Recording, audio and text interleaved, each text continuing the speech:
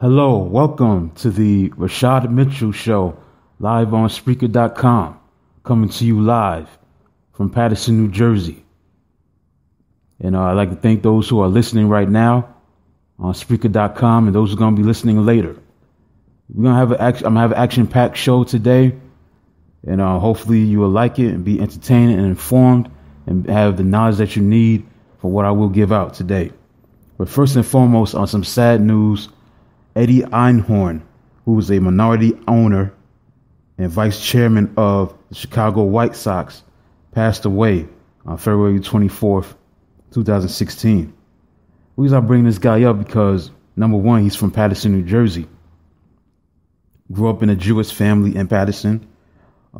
He resided in Alpine, New Jersey. The reason why I bring this guy up because if it wasn't for Eddie Einhorn, you wouldn't have college basketball be what it is today. He was a guy that produced the nationally syndicated radio broadcast of the NCAA Men's Division I Basketball Championship in 1958. In 1960, he founded the TVS television network to telecast college basketball games to regional networks at a time that the sport was of no interest to the national networks. The first ever broadcast was Bradley University versus St. Bonaventure University from Madison Square Garden. Also, Einhorn was instrumental in putting together the first national broadcast of college basketball, which was the game of the century between the Houston Cougars and the UCLA Bruins in 1968. Now, he later sold his interest in the network and became the head of CBS Sports. He would co-found subscription TV channel Sports Vision, which after a number of sales and restructurings, eventually became cable network Sports Channel. He was formerly the owner of the IWA wrestling promotion in the United States in 1975. The promotion was originally intended to be the first one to run cards nationally and promoted mainly in the Midwest and ran cards in the Carolinas. So I wanted to start this telecast on dedicating this broadcast to the late, great Eddie Einhorn. He was a guy that made it happen for college basketball. If it wasn't for him, you wouldn't have ESPN be what it is today or CBS be what it is today in terms of the coverage. If it wasn't for him founding a network like this, TVS television network, that's impressive at that time when college basketball was not even considered a national sport. He made it possible. So kudos to Eddie Einhorn. He was an original. He was a visionary. He did a great job with that. He made college basketball basically become a television commodity from a broadcasting standpoint. I mean, whether it was the January 20th, 1968 game between UCLA and Houston at the Astrodome in Houston, or the game between the Notre Dame and UCLA 6 years later on January 26, 1974, where Notre Dame snapped the 88-game winning streak of UCLA at that time. And UCLA was involved in these telecasts of the television network. So it is what it is with this guy, man. Eddie Einhorn passed away. He was a pioneer. He made college basketball a national treasure. I mean, it wasn't for him, there wouldn't be a CBS Sports. They wouldn't have had the NCAA tournament if it wasn't for the television sports network that was created by the late, great Eddie Einhorn. So I wanted to start off with that this broadcast on some sad news, but it's great news. He did what he had to do in his life, and he made it possible to make things viable for people to tune in to college basketball on a national scale, on a national level. You know what I'm saying? So that's all the kudos go to this guy. And also on the radio broadcasting network, you know, he had the NCAA tournament, the championship, like I said, 1958. So either way, he was a pioneer. He opened doors for college basketball to be a national treasure. So rest in peace to the late, great Eddie Einhorn. And for a few seconds, take a moment of silence. Eddie Einhorn, rest in peace.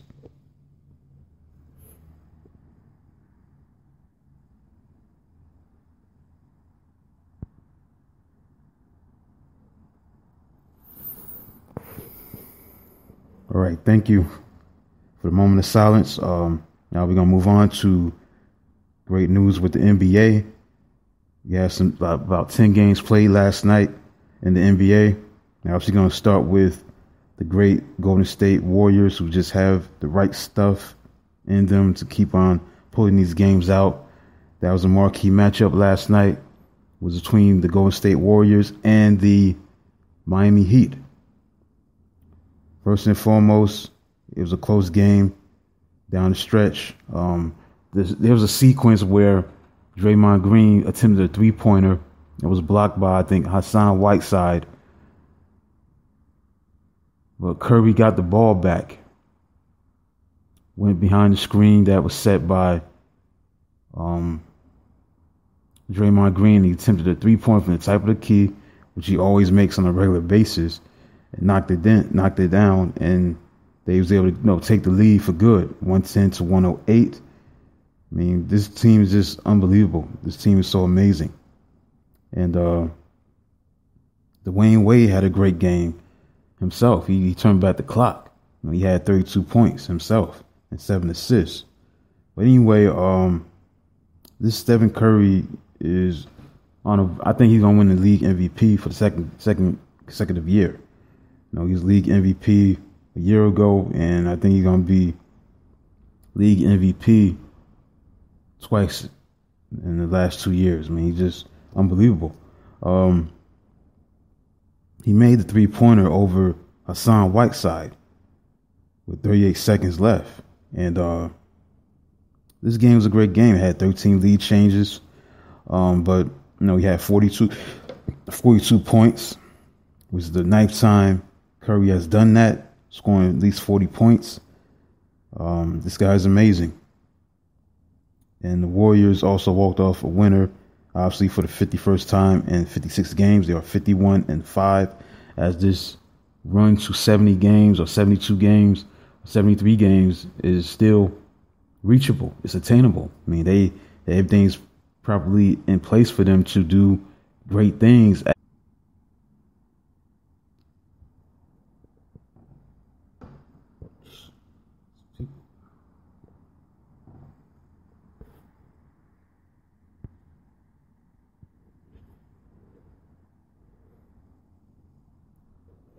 Anyway, they got a chance to win 70 games. They have a chance to win a whole lot of games before it's all said and done. But it's all about winning the championship. But anyway, Stephen Curry had 42 points. Klay Thompson was red hot himself. 15 consecutive points scored in the fourth quarter. He had 33 points. So it is what it is. But Dwayne Wade for Miami on their side had 32 points and 7 assists. And the Heat, matter of fact, had a 12-point lead in this game. And they still lost. So Whiteside played very well. He had 21 points, 13 rebounds. He's like a hidden gem of a player. I mean, I don't know that people thought this guy would be this good, but he's a big-time talent. There's nothing else you can say, man. This team is just finding ways to win. And they're just so good right now, Golden State. I mean, they are so good. I don't know who's going to beat them. It's going to be hard to beat them. It's going to be difficult to beat this team. They're just so good right now. They on their way to win at least 72 games. The Warriors play tonight against the Orlando Magic. That's automatic. They're going to win that game. I don't think they're going to lose this game against Orlando. But that was a marquee game of last night in the NBA. So we're going to move on from there. Cleveland defeated Charlotte 114-103. Big bounce back game after they lost to Detroit the other night on Monday. They was able to come back strong and get the job done. Kyrie Irving and LeBron James had 23 points apiece. So they rebounded strongly and won the game 114-103. That's all that need to be said about that. I mean, just them just bouncing back and doing their thing. And they did that. So 114-103, Cleveland over Charlotte. Next, you had the Knicks play the Indiana Pacers last night. And Indiana beat the Knicks 108-105. Again, this game it was a big game for Indiana. Obviously, they're fighting for a playoff spot. The Knicks are not. They're clearly out of it. Paul George continued to play at a high level. He scored 25 of his 27 in the second half. He did his thing. Won the ball game. He was the reason why he won, obviously. So kudos to the Indiana Pacers for winning last night, 108-105. The Knicks still had a chance late in the game. Carmelo Anthony missed a 3-point attempt to tie at the buzzer from the right wing, and he missed. So overall, the Knicks are 24-35. They are a disaster. They lost 13 times in the last 15 games. On the other hand, Indiana is on the upswing. They're trying to compete for a playoff spot themselves. See what their record is right now. Okay, they're 31-26, so they got a shot to stay in the playoff hunt. Miles Turner had 24 points. George Hill had 10 points. So, again, this team has a chance to do some great things. This team has a chance to do wonderful things, and they could be a dangerous team, like a dark horse come playoff time. So that's the story on that. With that team and the game that Indiana won. This is not an important game. I'm not even going to get into no analysis about this. Detroit beat Philadelphia 111-91. Not a surprise. Philadelphia is the worst team in the NBA.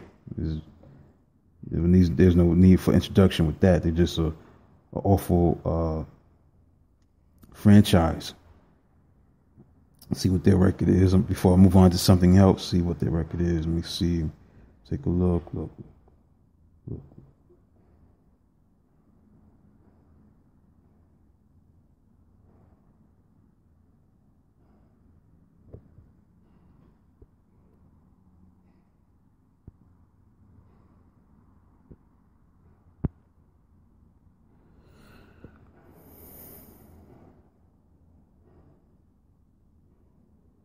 I don't see the record, but that wasn't a game that's worth analyzing. Detroit and Philadelphia. Next, Minnesota played Toronto. Minnesota's been playing pretty good basketball. Toronto won their 9th consecutive game at home against a Minnesota team that is just improving game by game. But the Raptors was able to win against the Timberwolves 114-105. Their 9th straight home win. They were led by Kyle Lowry and DeMar DeRozan. The All-Stars combined for 20 of the Raptors' 27 points in the fourth quarter. And they was able to win last night. And DeRozan had 31 points. Toronto is 38-18. I mean, that's impressive. I mean, they're playing good, very good basketball. They play Cleveland tomorrow. They have a chance to better the mark that they have against Cleveland tomorrow night. That's going to be an interesting game, obviously. And again, the Timberwolves are 18-40, but they are improving. They got so much talent. Wiggins had 26 points, 4 rebounds, 3 assists. Deng had 21 points, 8 rebounds, and 3 assists in 41 minutes. I don't know what Cauley Stein did last night. Did he play last night? I'm quite sure he did. Call Anthony Towns, not Cauley Stein. I think he plays with Sacramento. But anyway, I don't see that much information about him, but big win for the Raptors. They win 114-105.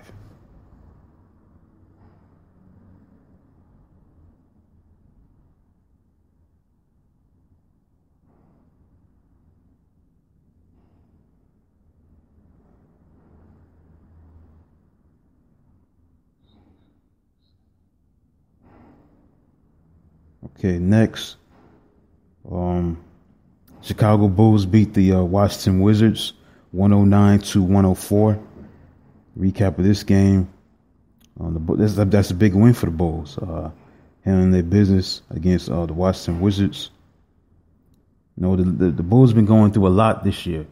Having a makeshift lineup. Dealing with injuries, and it's amazing how they keep on coming because Derrick Rose didn't play.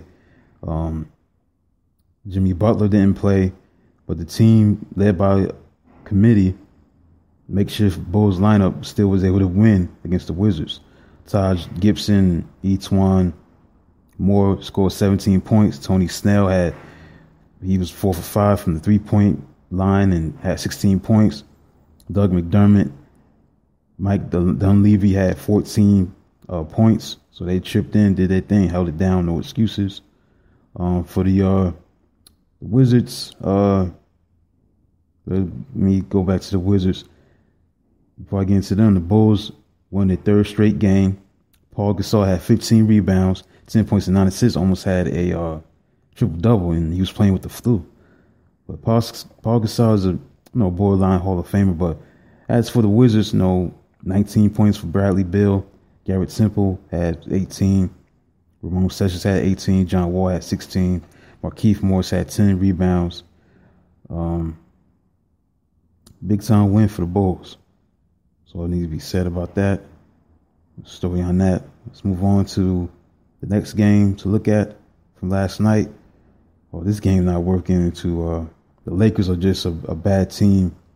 Yes, it's Kobe Bryant's last season and all that, but Memphis beat the Lakers 128-119. Led by Matt Barnes, who had season best, 25 points. It was season highest for him. Mike Conley had 8 assists along with 24 points. 6 Grizzlies were in double figures. Finished with 13 3-pointers on 27 attempts. They were able to do their thing. Kobe Bryant had poor shooting night. 2 for 7 from 3. 5 for 14 from the shooting perimeter. 13 points. Again, Kobe, this is it for him. It is what it is, but Memphis won that game. Not surprised, 128-119. Next on the NBA recap from last night, we're going to move to Sacramento and San Antonio Spurs. The San Antonio Spurs keep on rolling.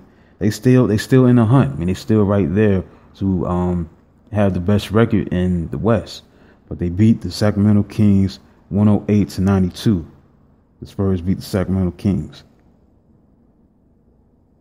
Parker had 23 points as the Spurs continued their dominance over the Kings. The Spurs continue to produce double-digit victories as they, continue to play through this NBA schedule at a franchise record pace. Tony Parker had 23 points. It was their 3rd straight victory for the Spurs. They are 48-9. Wow. It's amazing because when you look at the Warriors, they're 51-6, but the Spurs are 48-9. So amazing. Shot 52%. The bench is so deep. They scored 44 points. So they playing good basketball. Obviously, they're going to be tried and tested in the playoffs, and they made it happen last night, and they beat the Sacramento Kings 108-92. And the dominance, let me get to that. San Antonio against the Kings have beaten Sacramento 35 times in the last 39 games. So that, when you add that up, they are 35-4. 35-4 in the last 39 games against Sacramento. So that's the story on them. And there was an upset last night.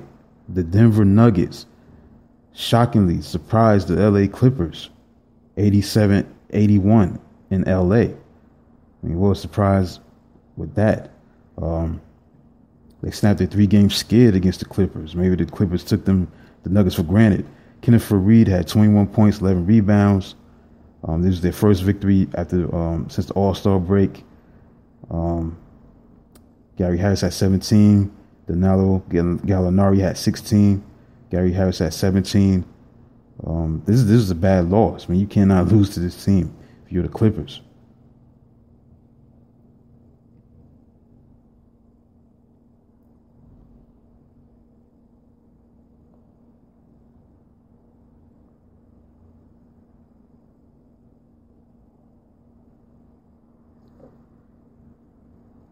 It's a bad loss. I mean, you trying to stay in contention in the West, and you lose to a team that you should beat. Maybe they took them for granted.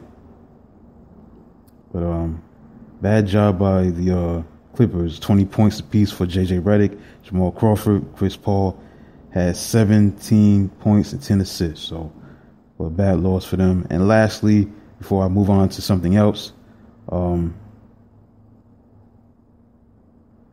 OKC, Oklahoma City Thunder, went into Dallas and beat Dallas 116-103.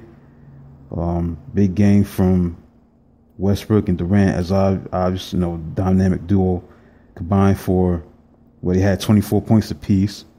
Westbrook his assists is up this year, 13 assists, 7 rebounds, and 24 points, and he made the difference in the ball game. That's all that needs to be said.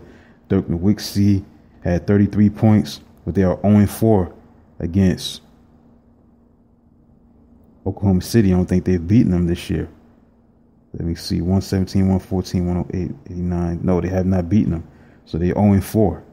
So that's the story on that. So that concludes my NBA recap. Now I'm going to move on to try to finish this up. Who's better, who's best in football? A book that was written by Steve Silverman, who was setting the record straight on the top 60 NFL players of the past 60 years. So hopefully I can finish it. I left off yesterday with Barry Sanders. Now I'm in the top 10. He had Reggie White. Obviously, he was a great defensive lineman, for the Philadelphia Eagles and the Green Bay Packers, especially he made his mark with them. He had the combination of muscle and strength. Matter of fact, he played in USFL with the Memphis Showboats, had 11.5 sacks. He had 13 sacks while he was playing with the Eagles when he first came to them. And he established himself as the best defensive end in the league, arguably. He had 21 sacks in 1987, had 18 sacks in 1988. He's a great player. He was a complete player because he was so dominant against the run, and he had superior strength. Him and Bruce Smith are mirror images of each other, very mirror images of each other. And he was able to win a Super Bowl. Free agency once came into the NFL, obviously in 1992. After that season was over with, he signed a 4-year, $17 million deal with the Packers, and he was able to win a Super Bowl with them in 1996. He finished his career with 198 sacks, but unfortunately he died way too young, 43 years old, from sarcoidosis. And he was a great player. Great player. That's all that needs to be said about him. Reggie White, may he rest in peace. Peyton Manning was at number 9. When you look at Peyton Manning, he has a Super Bowl ring. He's simply, the best quarterback of his era because of what he did, what he has done for his breaking records and what he's done in the regular season.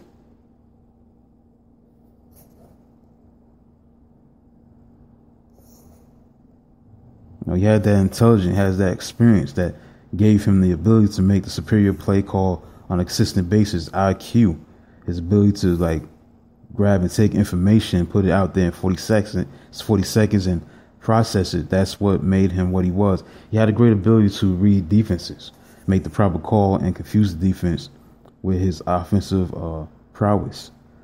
His brain was his top asset. Peyton Manning, when he was in his prime, his arm strength, his quick release, his accuracy, it speaks for itself. He's one of the great quarterbacks. Obviously, he won a Super Bowl this past month.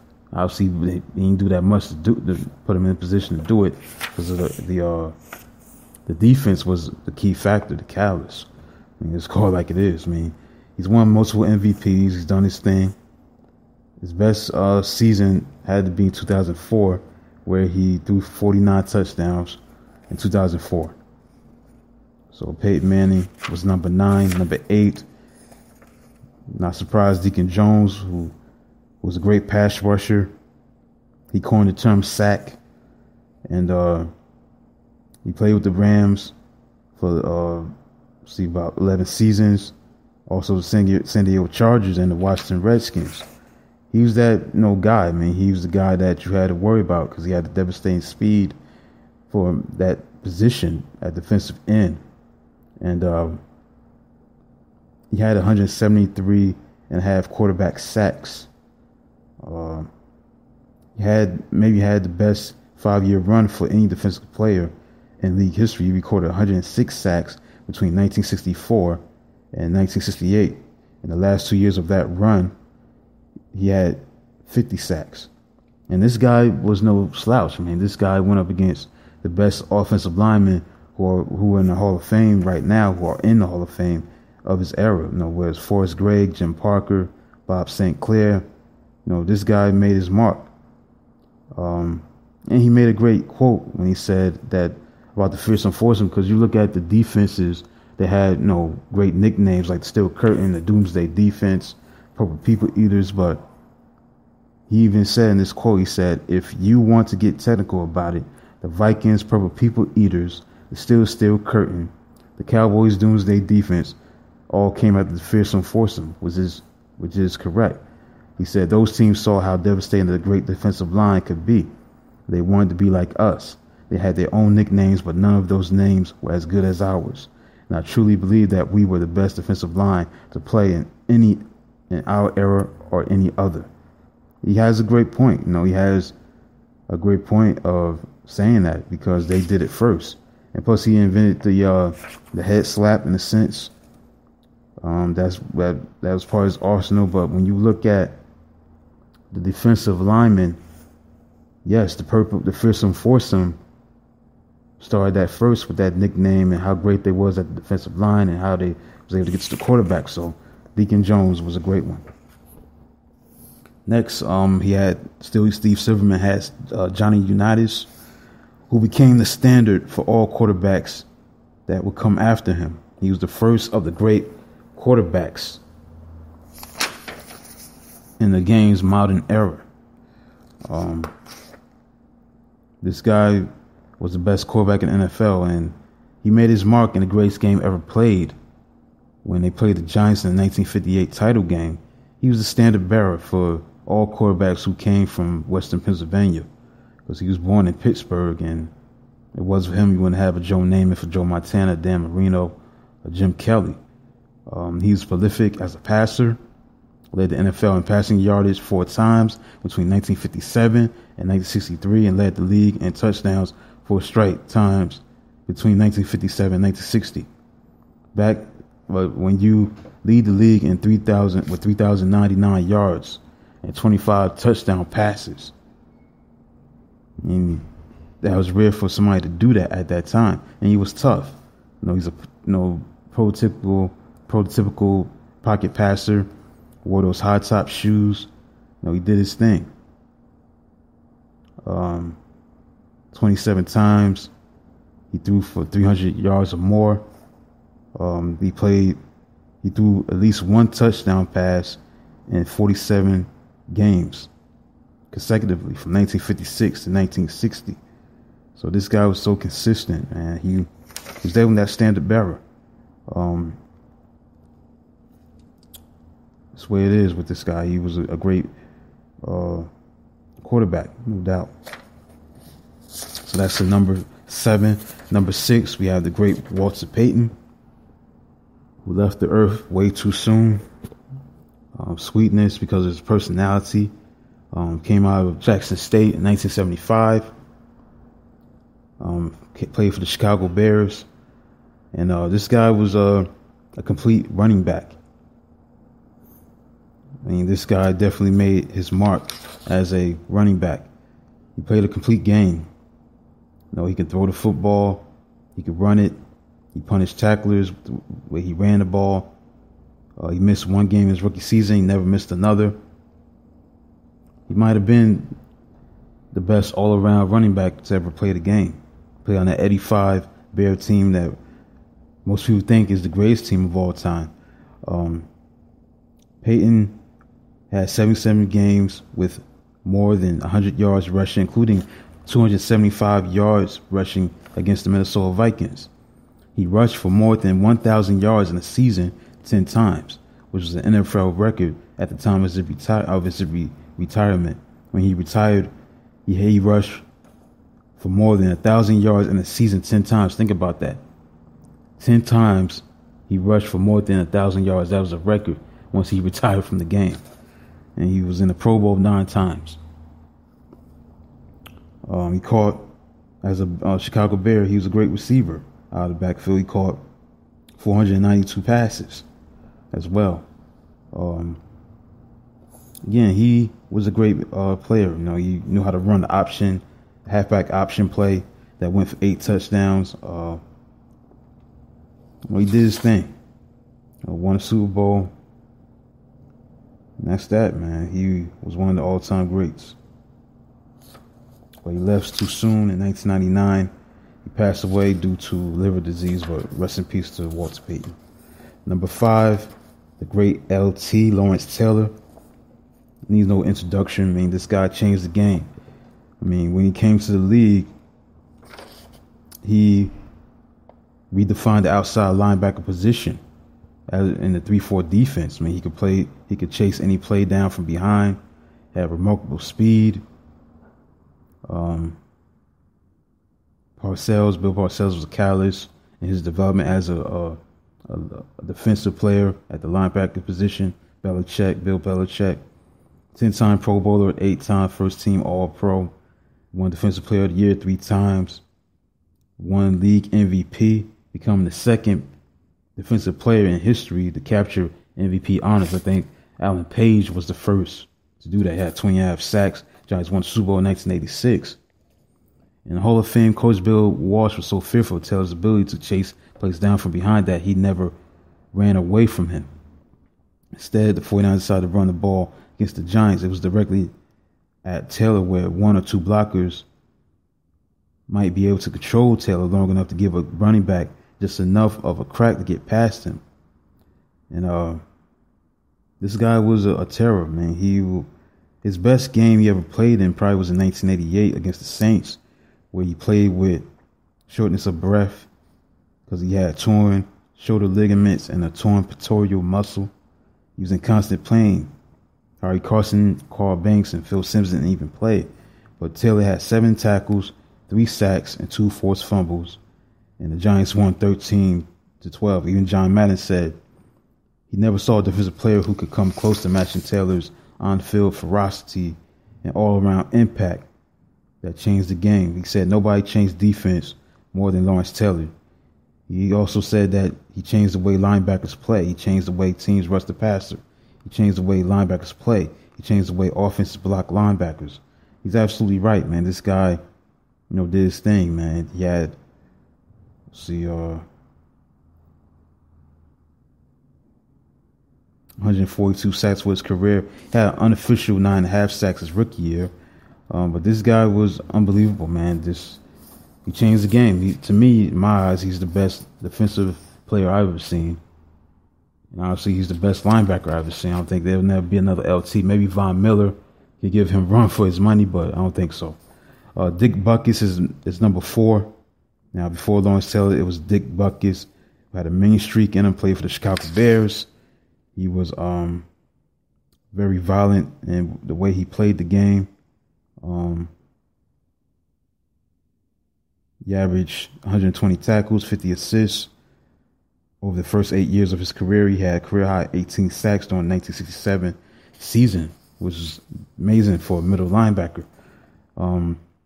He used his strength and athletic ability to take the ball away from opponents. This guy forced 47 turnovers, had 22 interceptions, was an All-Pro in 7 of his 9 seasons. I mean, he was dominant. An intimidator, an enforcer, man. This guy was scary good. That's all need to be said about Dick Butkus. Then at number 3, he had Jerry Rice. At number 3, not a surprise. I think he's the greatest receiver I've ever seen. He has all the records.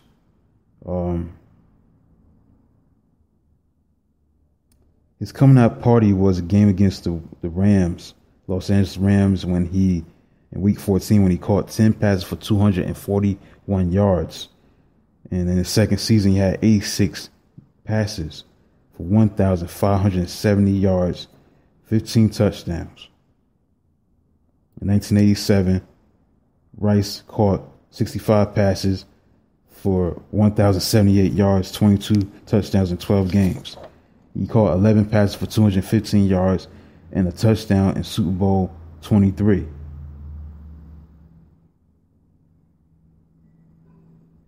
From 1994 to 1996, Rice caught 342 passes for 4,601 yards and 36 touchdowns. He averaged for those 3 years 114 catches for 1,534 yards and 12 touchdowns. So this guy was just a dominant, receiver as he got older, because 1994, 1996. I mean, he was a much older player, but he was still effective at that time, despite.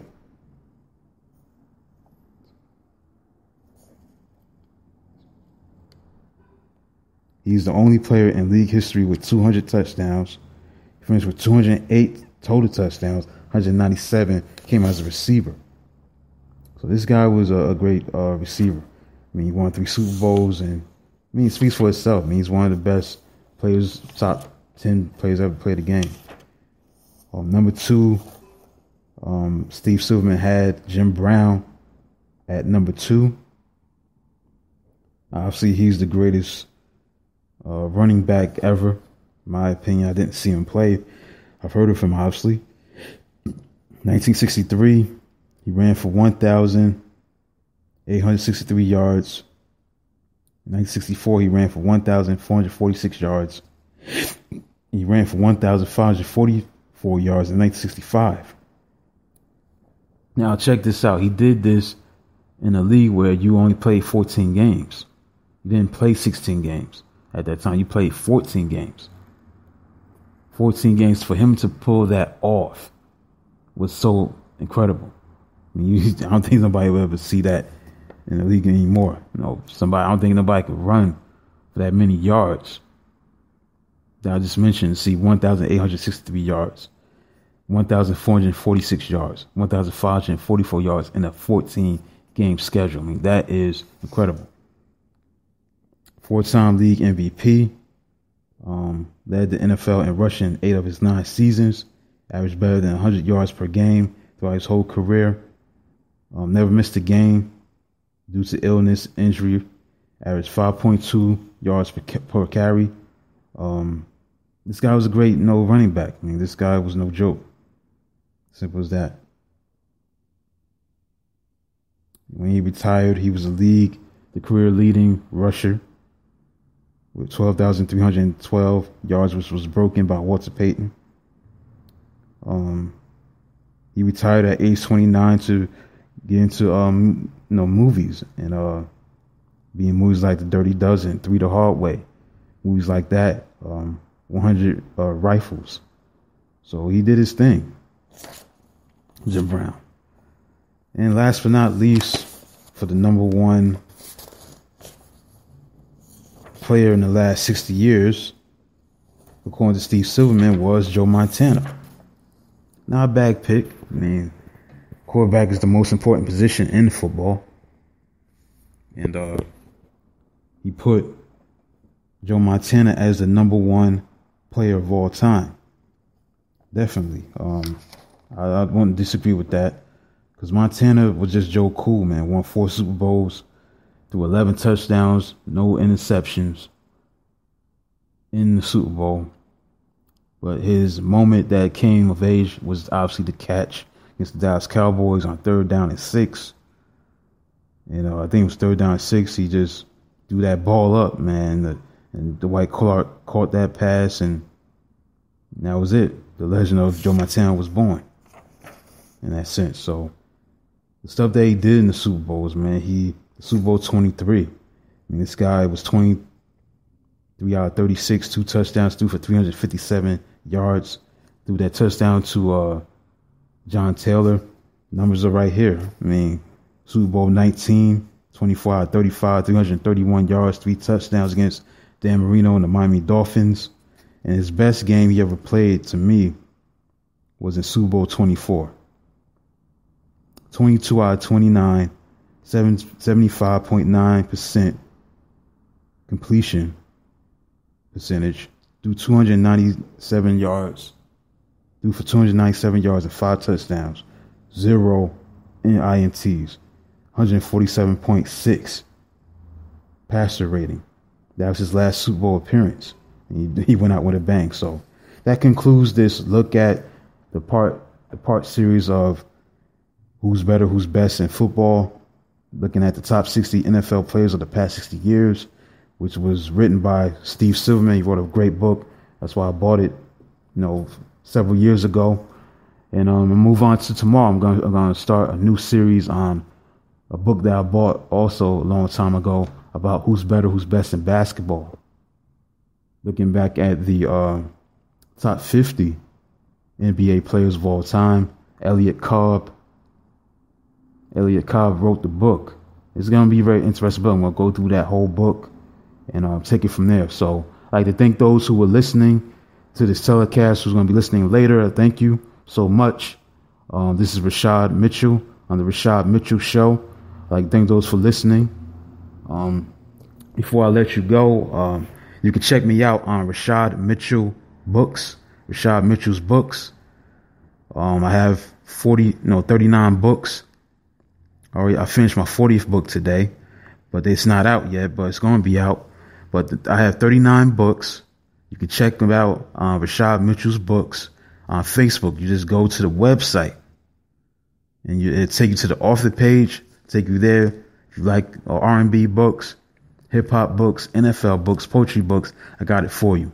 This is not for everybody, but I'm just doing my thing to get my stuff out there.